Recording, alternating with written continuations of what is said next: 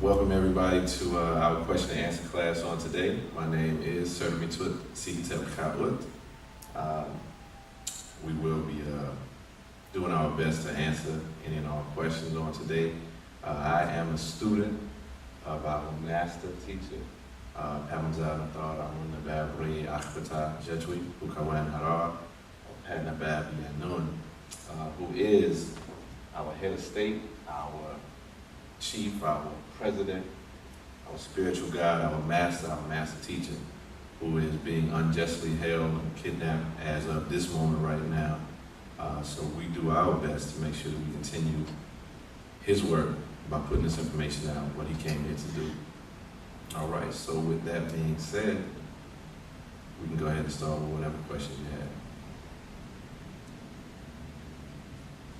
And you don't all have to jump out there at once. Go ahead, bro. What does the eye mean on a lot of the stuff you wear, like that the eye, is it the Eye of Horus, or what is it? Exactly what it means.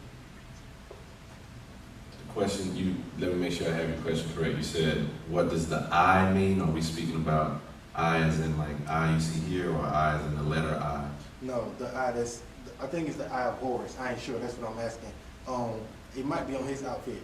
It's usually on the back, or There it is back there, right here on the hieroglyphics. Like this I right here? yeah. What does it mean? Yeah, what does it mean exactly? Which one is it?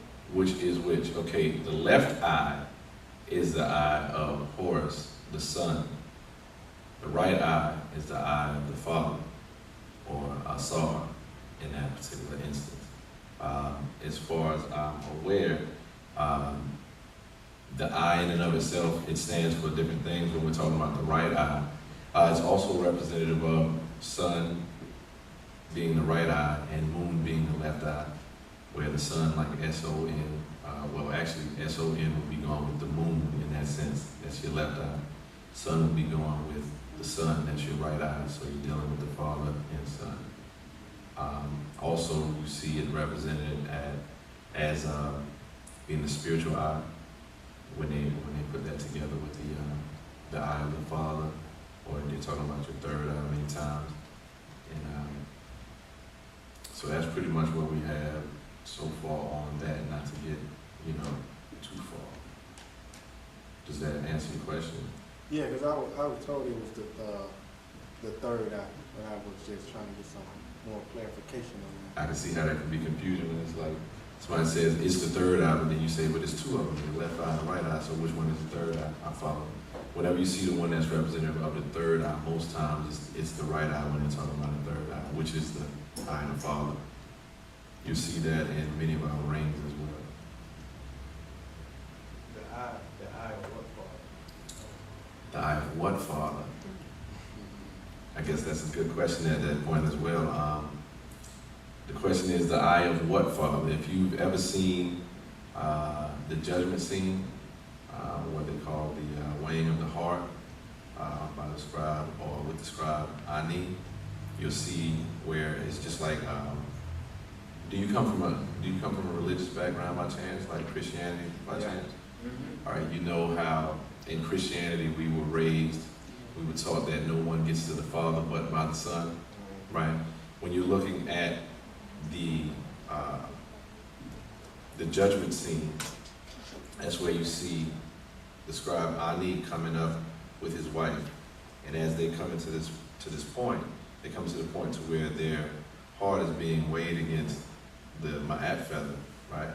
And then you have Tahuti there taking the note of that and everything else.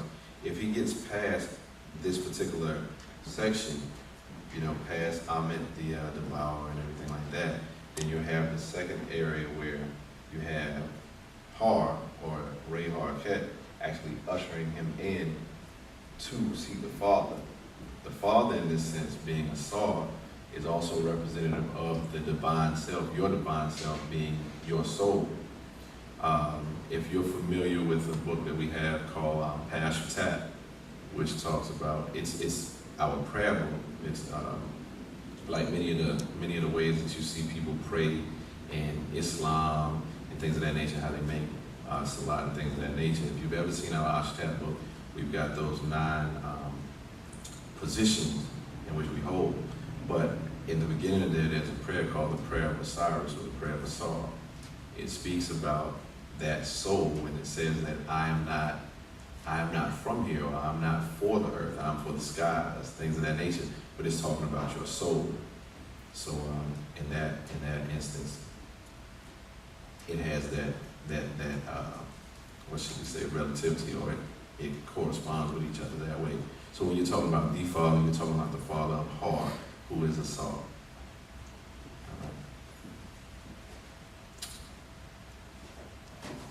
Next question. I'm sorry, you had your hand up. Sister on the front row, you had your hand up. Oh, I was just wondering, is that the left eye, because, or is it? No, it's the right That's eye. the right It eye? would be as Like if, turning yeah, around? it's facing you. Okay. So when you see that curling out, it's just like how right here on our cheek it comes out this way. So then that's right eye. That's what you see right there. I mean, and I'm not saying that there's not more meanings. There may be more meanings, but on a ground level, you know, these are the meanings that we have available, or to my disposal right now. Elder. I got a question. On hieroglyphics, I see some people look like they're painted blue, and some people look like they're painted green. What caused that? Is that a reality that really happened? That people had a blue complexion and a green complexion? That's a good question. The question is, on temple walls and hieroglyphics and things of that nature, we see some of our ancestors are painted as green, some of our ancestors are painted as blue, things of that nature. The question is that a reality, or is that symbolic? Well, the green hue, number one, that is a reality, both a reality and a symbology. Let's use Asar for instance. You'll see Asar, the same father that we've been talking about. He's painted as green. But when you see a lot of our children being born, you'll see them being born with green spots. Like me, for instance, I still have a green spot on my shoulder. That has to do with the magnesium in our body. When our ancestors came to this planet, and then we ended up getting a lot of iron into our blood, what ended up happening is iron rust when you have the water meeting the air, which ended up turning the melanin, which is in its purest state, it's that green type of hue. But when you ended up getting all that iron into your body, and then you have this air, this moist atmosphere, then it rusts, and then it turns the melanin to the tone that we're seeing now.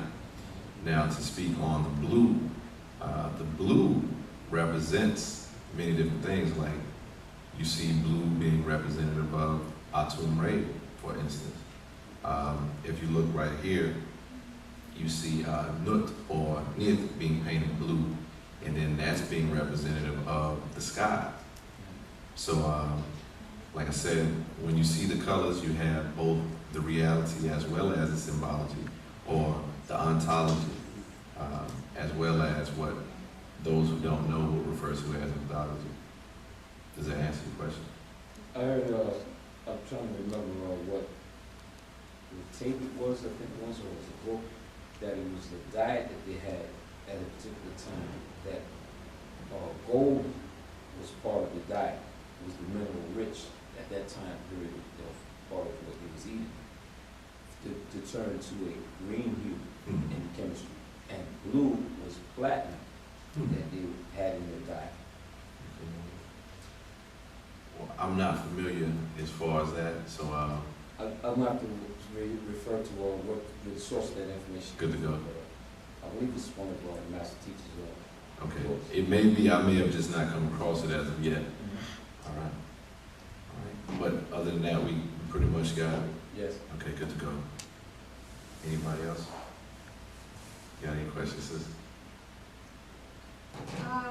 I do, but I'm trying to figure out a way to express that question, you know? Okay, But it's pertaining to, like right now, I am at the end of my first trimester. okay. And so I was trying to figure out like what are some like things that I can do to make sure that I am doing the best that I can without like relying on like you know, like the things like, you know, the doctors try to push for you, like pills for nausea, like prenatal vitamins, and like, you know, how do you make sure that you're doing the most for optimum health for you and your unborn? Okay, I'll do my best to speak to that question. But you're speaking about the fact that you are with child right now, you're coming to the end of your first trimester, and you want to know what can be done in a more natural way rather than following up on what the Hikikasut or the Celtic system is as far as prenatal vitamins and all these other drugs and things, menage and things of that nature. That's right? Yes. Okay. Thankfully, my wife is a doula as well, so she speaks to this a whole lot as well. First things first, we don't trust them as doctors, number one, and the reason why we don't trust them is because they practice. As our master teachers taught us, they're practitioners. So what they do is they just practice, they utilize us as experiments. And most of the things that they've studied have been pertaining to their own bodies more so than us. They don't understand our bodies, we're not the same. It's very similar to the fact that you can have a lion who falls into the category of feline, but you also can have a house cat who falls into the category of a feline, but they're not the same. You follow? So we're not the same. We're not made the same.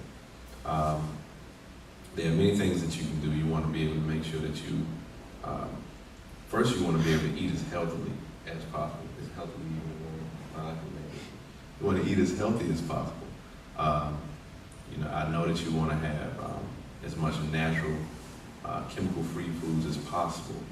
And I say as possible because we're literally in hell. It's real crazy, you know, as far as that. Thinking positive is extremely important at this point in time as well, because while you're actually molding this being, you know, you want to be able to protect yourself and that being from all the negative forces that would want to actually, you know, infiltrate the creation that you're actually making at this particular point in time. So there's a lot of that frequency. We've been getting a lot of information pertaining to frequency as far as being, you know, catching the correct frequencies and things of that nature. You don't want to be, like we say, we don't want to be in front of the microwaves and things of that nature. We don't want to catch all of those type of cancerous type of frequencies and things of that nature. Like I said, boiling down to positive thinking and things of that nature as well. Hold on real quick.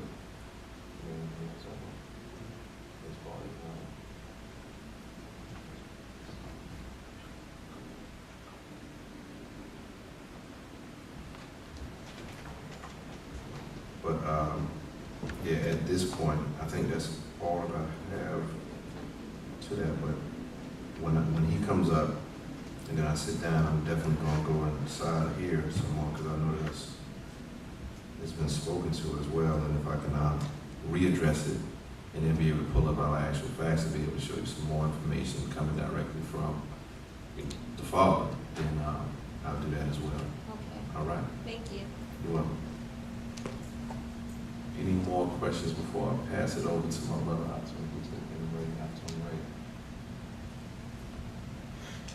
have a question. Hopefully I have an answer.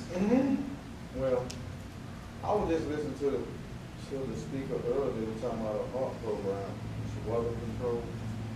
The HAARP program. Right. Go ahead. I was just saying, I kind of thought about that they probably was controlling the weather. And it really ain't no question, but now that it's been confirmed, it just blowing my mind, you know, because I was already thinking about that.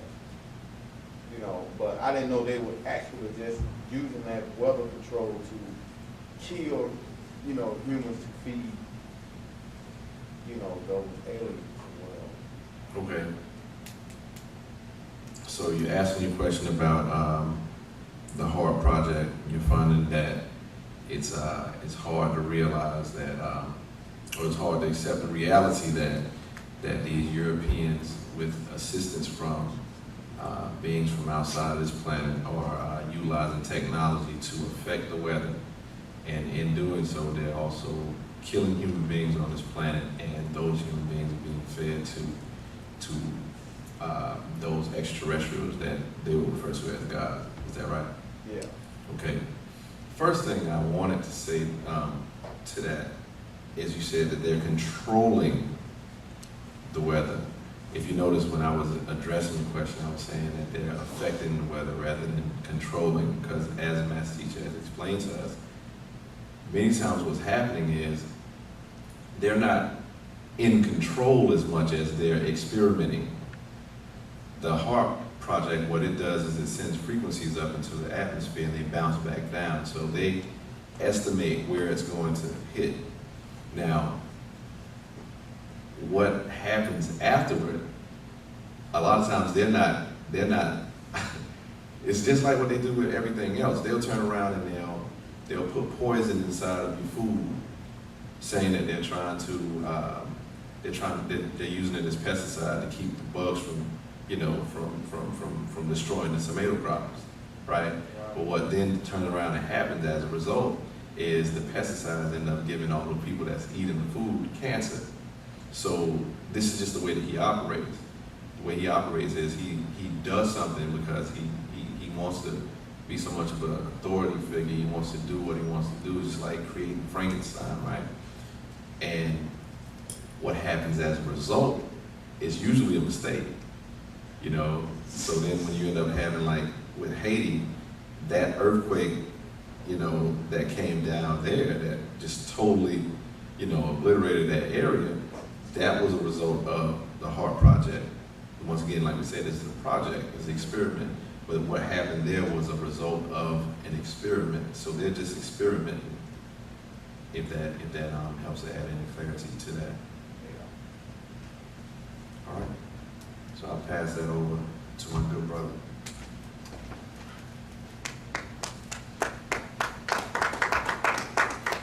I tell them, bro, that good brother did similar to his first time teaching, so that'd be good to him.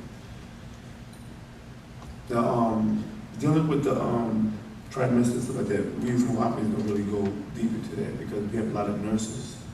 It's a part of the organization. We also have our own medical team also that goes in real deep to. Me personally, I'm not really deeply versed in the medical field like that, but, you know, dealing with science of it, but go like into like the prenatal care and the vitamins, you have to talk to one of the sisters that we have actual nurses that can actually, you know, explain certain things to you.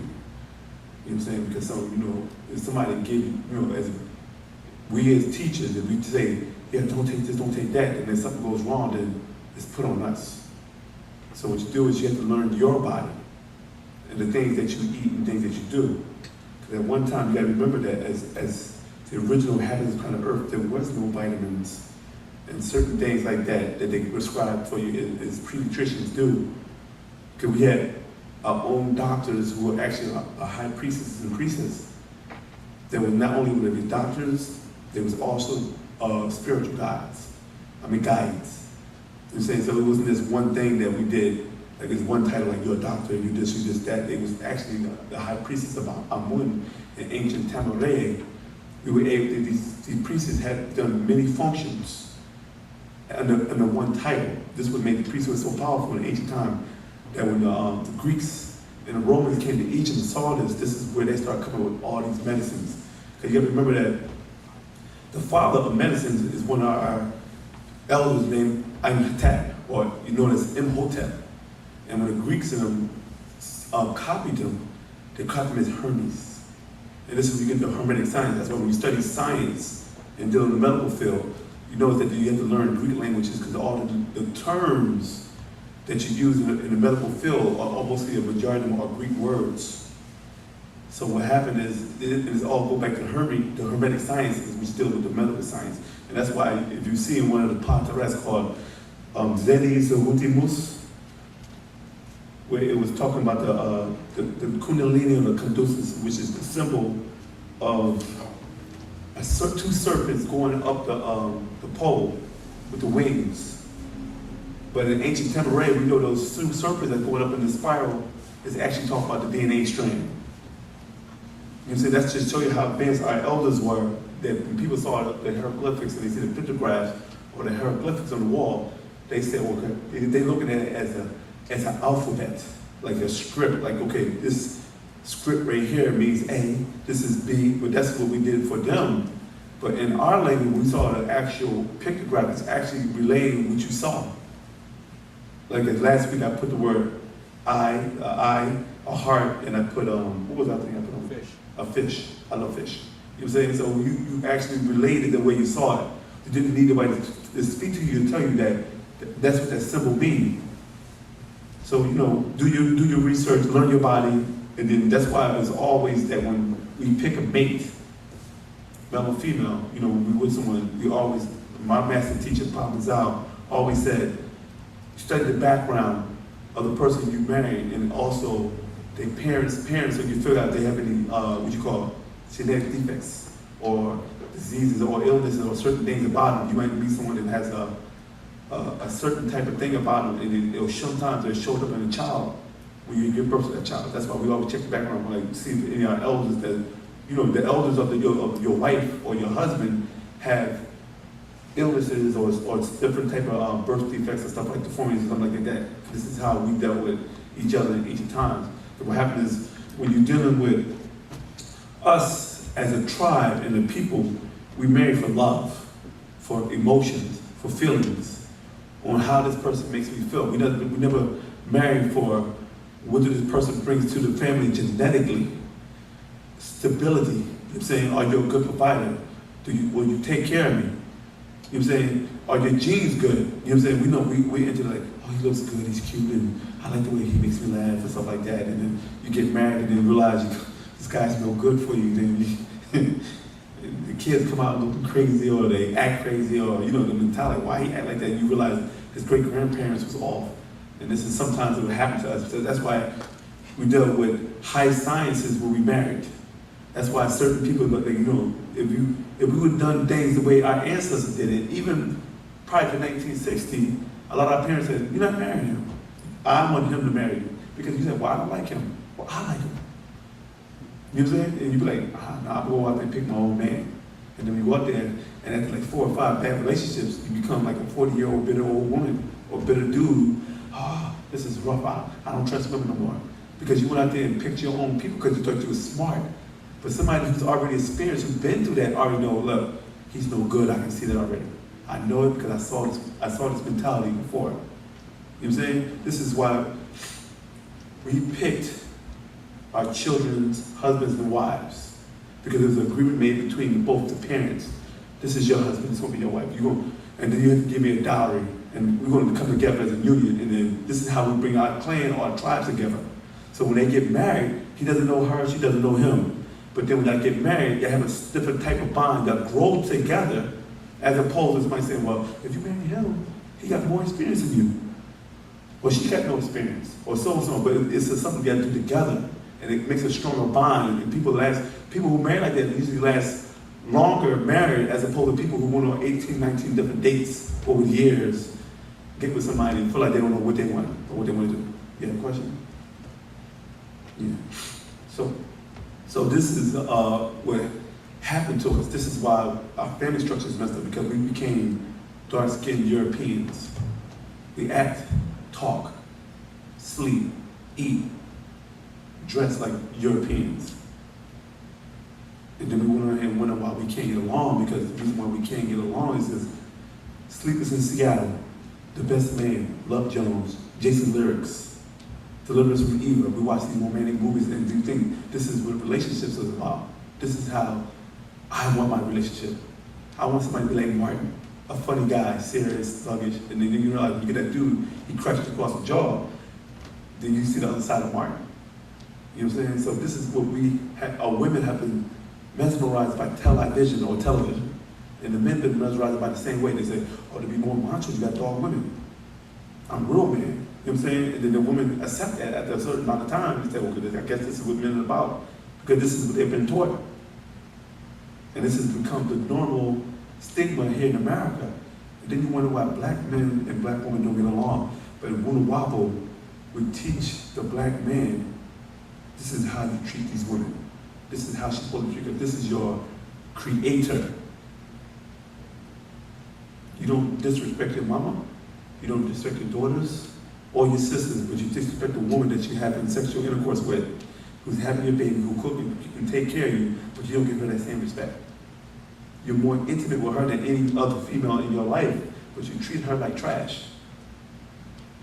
And she's giving you more love, more closer bond, but this is the mentality that we got. We treat our women like the Caucasian treat a woman, but this is a different culture. You can't treat your woman the same way he treats his woman. He said, oh, they got a good relationship. But that doesn't work for you because you're two different species of humans. Dogs don't cut up the cats. They don't fall in love because they're two different species. So you're not gonna take an African out of Africa who's a natural polygamist by nature and say, look, you're monogamous, do this, do that, this is how you do it. And then you wonder why they start converting to other ways because you're suppressing them. So in Wu-nuwaupu, we show you how to respect the woman, submit to the woman, treat her like the proper goddess she is. Yes? I just want to know, after you've done with that, I want to see if you can elaborate more on tones and vibrations and, just the importance of that and maybe get a little more clarification. You said tones and vibrations. Yeah, a touch on what they was talking about, the sister was talking about in the update class last week about how tones and vibration affects your physical. You want to know how tone and vibration affect your physical? Yeah, I was saying, can you clarify that from the update class Tuesday? Okay. To understand that, you have to understand what light is. Because light is a certain type of energy that produces illumination. You as a etheric being existed in darkness. You were the darkness, you were the all, you were powerful, you were that. When you look at nighttime and look up in the sky and you see that total darkness, this is what you were before you manifested as a conscious being in a physical form. So when people say that you are the gods and goddesses of the earth, people look at it, are you the creator? No, you're not. Create some funny face. No, we don't deal with your concept of what creator is. Because that's what you do in your religion. Your God so-called create things out of nothing. We don't deal with that type of stuff right there. That's spookism. You say God did this, did that, but you haven't seen no one do it to this day, and God doesn't talk. He talks back then, but he don't talk now. When the planet Earth is in more chaos than ever, wouldn't you need God right now in this day and time to talk and raise people out of the state? How do you go without a prophet? Since they said the last prophet was Prophet Muhammad, go back 1,400 years ago, how do you go that long without a prophet or someone sent? You know what I'm saying? According to religious standpoint. You know what I'm saying? So as a conscious or Ethereum, you were that. And out of that came the creation of what you call light. You know what I'm saying? When light was created, it was created when the energies from the dark, what you call dark energy that comes from the black sun. Because outside the solar system, everything is pitch black.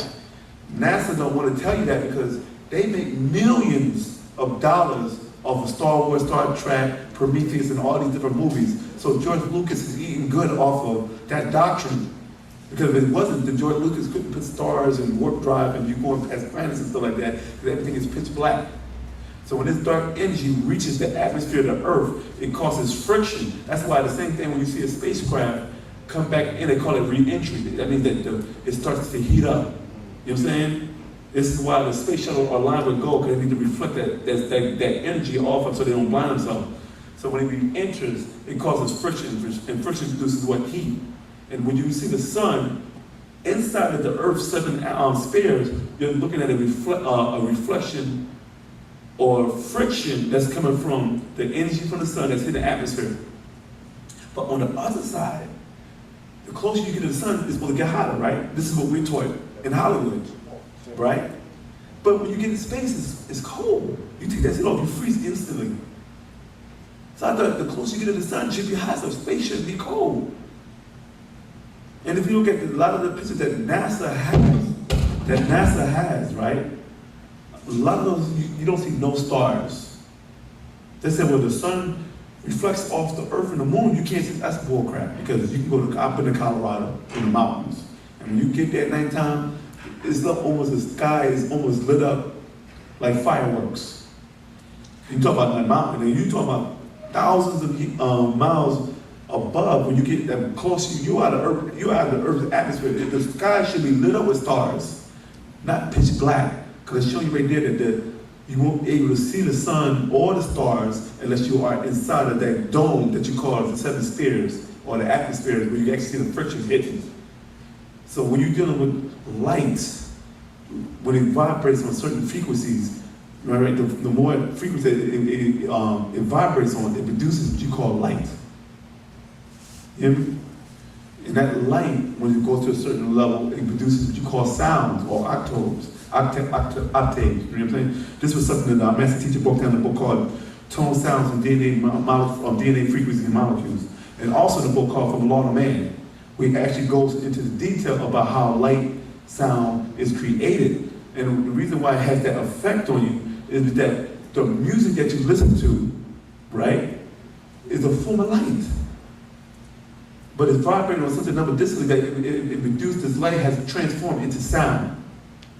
You as a physical being is still light. You're just condensed light they call ether. Because if you take, like I asked that same question when I was 19 years old, upstate in Jetta Apple, they call it Nubia. Well, I asked the master teacher the same question. The master teacher broke down that when you look at us, a human being, you're not looking at a physical being, you're really looking at condensed ether. Because if you took a microscope and you magnify it, right? You see, first you see your skin. Then you keep magnifying, you see the scales on your skin, and you see the hair. He said if you keep magnifying, it gets to the point that you'll instantly penetrate past all this, because you're not as solid as you think you are. And you go right through it. So this is, when you look at the body is sound itself, light. It's just been condensed, but it's vibrating on such a slow vibration that it became solid. And the more that you speed up your molecules, speed up your vibration, you become intangible. You to the point that the physical eye or the human emotions will not even feel that being because they vibrate on such a higher frequency. We had that ability to go back and forth to the dimensions or the fourth densities doing this stuff, doing these particular sciences, where certain masters were able to bring up their vibration and turn their physical body inside out into whole light beings and vibrate on different levels. It's like my brother right here. If I take this book and I touch this is physical to me because we're vibrating on the same distance level that you call the physical plane. But if I take the science of configuration or transmutation, where I'm able to cause this object to vibrate on the fourth plane, it's not there, but it's still there. You just can't pick it up with the senses that you call the physical. You can't see it, touch it, hear it, smell it, or taste it, because it's not there no more. But it's still there, vibrating. Now you have to bring yourself up to the same level of vibration, then it becomes physical, or you be able to touch it on a plane that is vibrates on existence, but you will not be able to see it here in the physical. Do y'all follow me on that?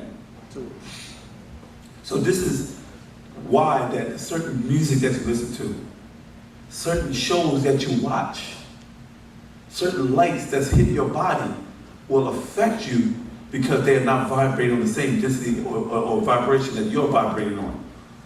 So when we listen to different music that's being influenced by the Meldekians, the disagreeable Meldekians, not the one that lives on Risk, the Draconians, you know what I'm saying, the reptilians. These different beings are changing the music so they be able to change you. Because then when you start listening to different music that has no soul to it, no natural instruments, what you're doing is you're absorbing that energy and it's changing your frequencies to the point that different beings are able to walk in or possess you because you vibrate on the level they can't touch you at a certain point. But then if you bring your vibration up to the level that these beings are vibrating on through the music that they create for you, which is actually sped up, But when you hear it sped up, you say, wow, it sounds like the same song, but you have an LP, you have a cassette tape, and you have a CD. Now on the LP, it's on vinyl. Cassette tape is on a magnetic strip. You know what I'm saying? But it's still analog. It still has warmth to it. It still has sound. It's still at a certain speed, right? But when you compress it, it's still at the same beats per minute, right? It still sounds like it's at the same, but it's the sound that is sped up. It's more compressed. So the tone is sped up and you don't even realize it. But until you play an LP on one speaker and you play the CD on the other speaker, you actually hear the difference between the two sounds. I have done it myself. You know what I'm saying? You can actually hear that one sound is more sharp, like more cleaner. At the LP you hear the background, you hear like echo, you hear that because that's more analog, it's more natural. You know what I'm saying? So what happened is, this is what happened with music. It's been sped up and you don't realize it, and then it has an effect on your body. And it changes your natural tone, your natural biorhythms, and allow other beings to take over your body or influence you telepathically because you're not vibrating. Sometimes when you do certain things like, oh, I feel like just punching somebody in the face. As you hear a song that got you all amped up a hype, like 3 6 Mafia or somebody, tear the club up. You're like, yes, tear the club up. You know what I'm saying? You don't realize that you're being telepathically being influenced at that particular moment, but you think it's you. You think it's you thinking, it's not really you, it's another being influencing you to do certain things. And this is what happened, and this is why light and tones are so important. This is why our master teacher is constantly going over us learning our language. So you can be able to speak in your natural tone, then you won't be able to be influenced by other beings, because other beings do not vibrate on that Wu-nuwaupu tone. That's why the master teacher is keep going back into the language, and every time he updated, all he's doing is adding more of the ancient tones back to you.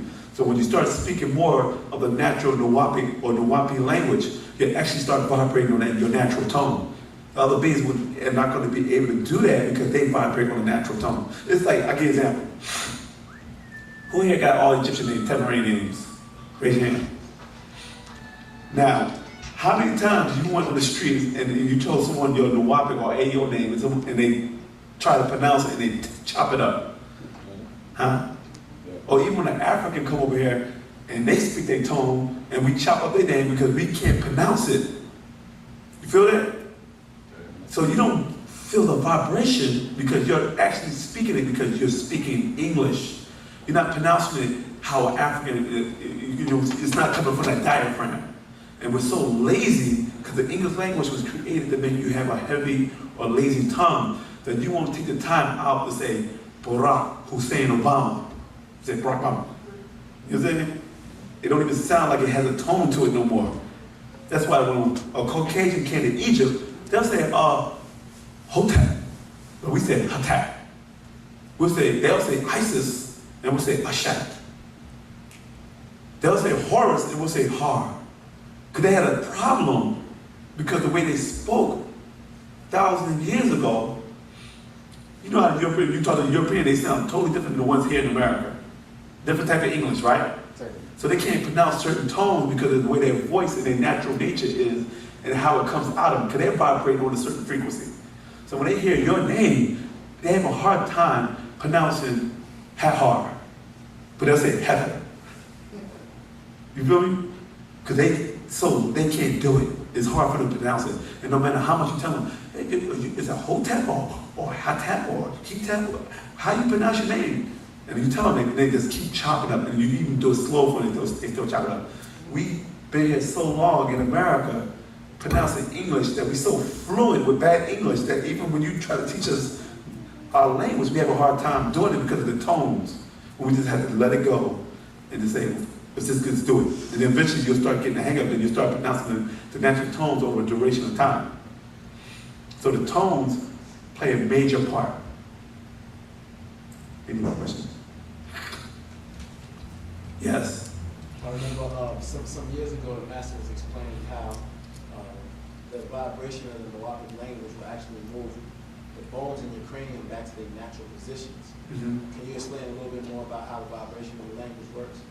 I could have swore I said it earlier. Did you just come in? Yeah, I just did. Yeah, so you missed that already. We're not going to go over that again. So anyway, we know the brother asked a question about that, and I explained to you earlier to the brother about how the tones work and how they vibration, and those vibrations actually block certain things from coming in, and also those vibrations also unlock certain things inside your body, because your body's not vibrating at a certain frequency, your body's out of tune with each other. But once you start speaking that language, you start unlocking certain parts of your brain that's been locked because of the things you learned. And don't forget the spell that's been cast upon you.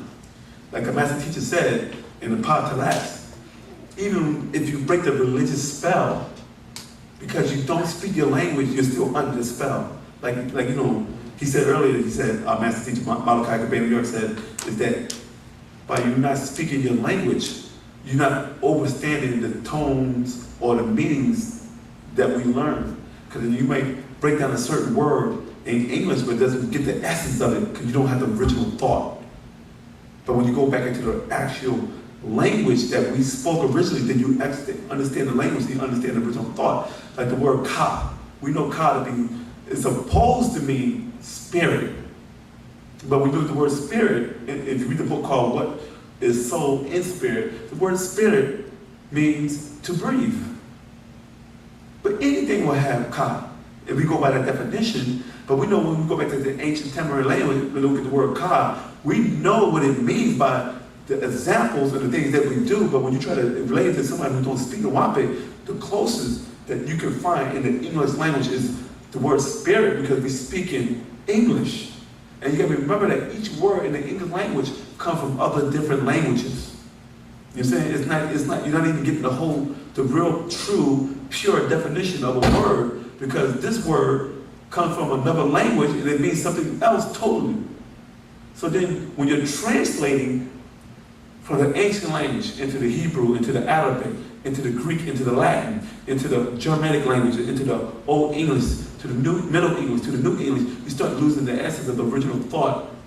You know what I'm saying? Which is talked about in a book called The Argument, which is Pt.1, where it breaks down how if you don't have the original thought, you don't got the original essence. So you don't understand the original meaning. Then we sit here for years, centuries, millenniums, arguing over something that you don't understand yourself because you don't speak the Lord language. Well, God would never let us alone, and He knew my intentions, so He wanted English for me. But in the beginning was the Word.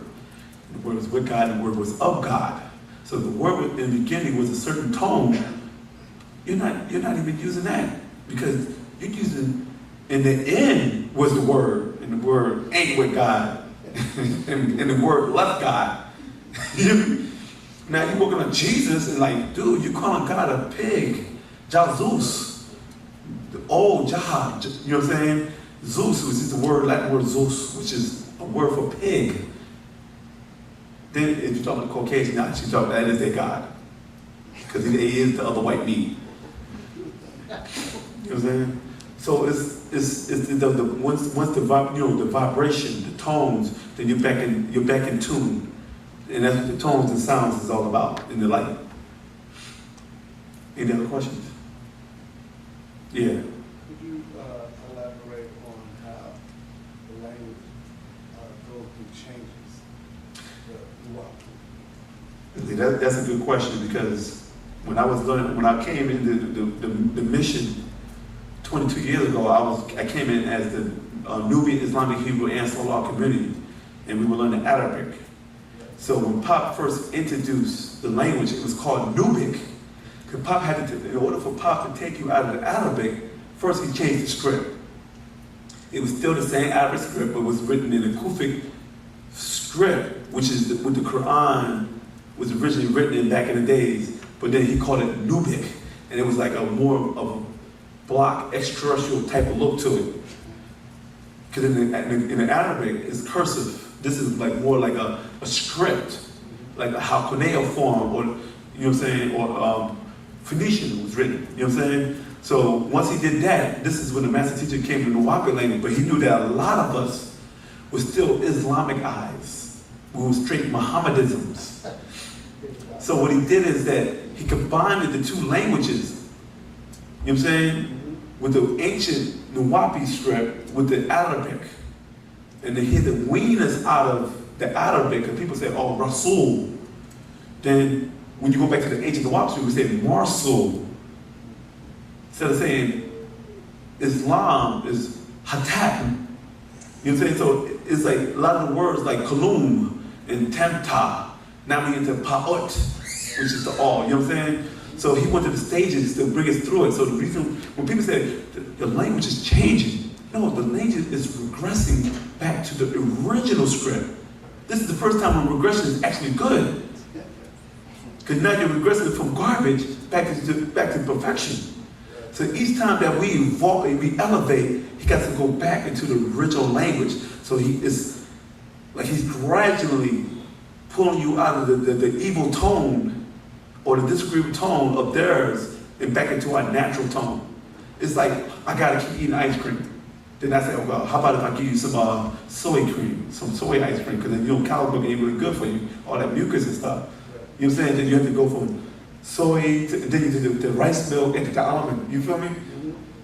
Then back to water, because you're really gonna eat it and get back at the end of the day, you feel me? Or coconut milk, whatever, you know. It's like as long as but you have to wean a person out of it, because if you go cold turkey, people say, then the problem would be, well, why don't you say, assalamu alaikum? Salam means peace. No, it's Hotep. No, I feel salam sounds better. Assalamu alaikum, salamu, el salamu, you know, they just love the tones, because you got to understand that some people came from nothing. Some people who did come from something didn't have nothing. And I ain't talking about physical things. Some people can be raised in middle class and rich, but they have no friends. Some people can be poor and broke and have a lot of friends, but don't have no wealth. So everybody comes in at their own time. And what happened is when they come into a different organization, they experience certain feelings and certain emotions they never felt before when they were by themselves or with a group of people, and they relate to it, and it changes and does something to them emotionally. And then what happened is they become imprinted or trapped in those schools. So when we try to come out of it, people say, well, I had good times as an Ansar. I love the Nubian Islamic Hebrew School. Oh man, I was feeling when we were cowboys and Indians.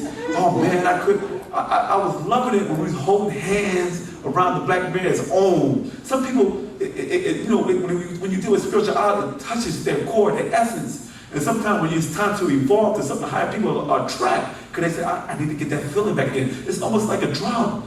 They become like a spiritual addict. I need to have that. But it's like, look, this drug right here is weak compared to what you can actually achieve when you go higher into a higher esoteric teachings. But people say, well, this did something for me. I was actually a better person. I went to this school, I don't even like myself. It's not that you were still religious and you didn't accept and realize what type of being you are when you were doing this act. But now that Pop is pulling the layers out, a lot of people are in denial saying, well, you know what, I'm messed up. I'm really foul. Instead of saying, let me try to correct my foulness, people want to be in denial and say, well, I was actually a better person. No, you was a better person because you didn't acknowledge that you was irresponsible and that you were sick.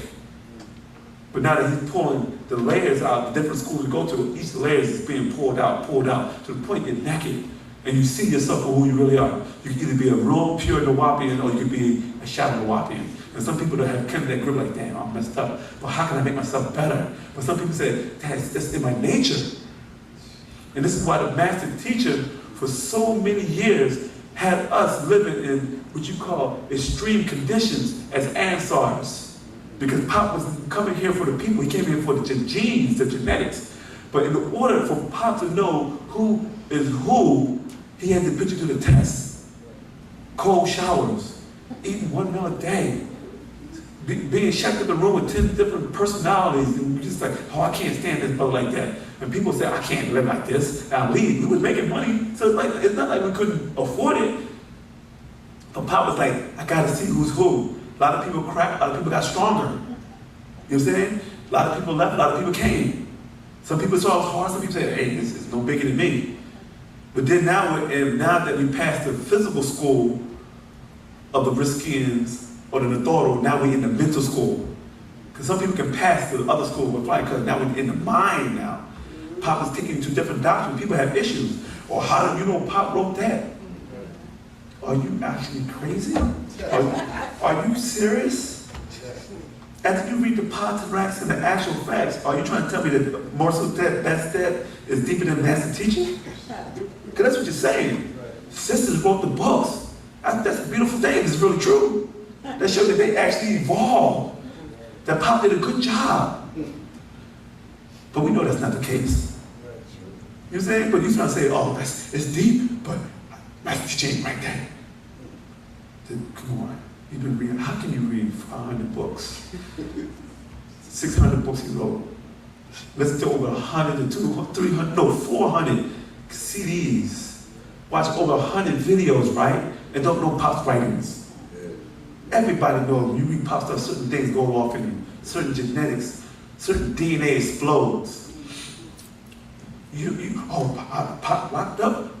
Yeah, we know he locked up, but this stuff, when you read it, if you're a real student, you'll know that that's the stuff that was said before.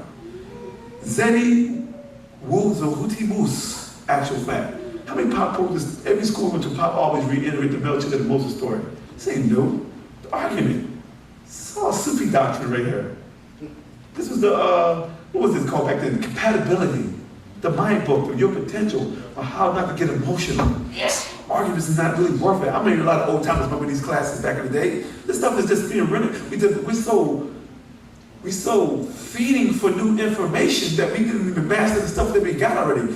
If you follow the master teacher, what he said back in the day, read the book 7 times and let it go, give it to somebody else. Read the book 7 times, you actually master that book.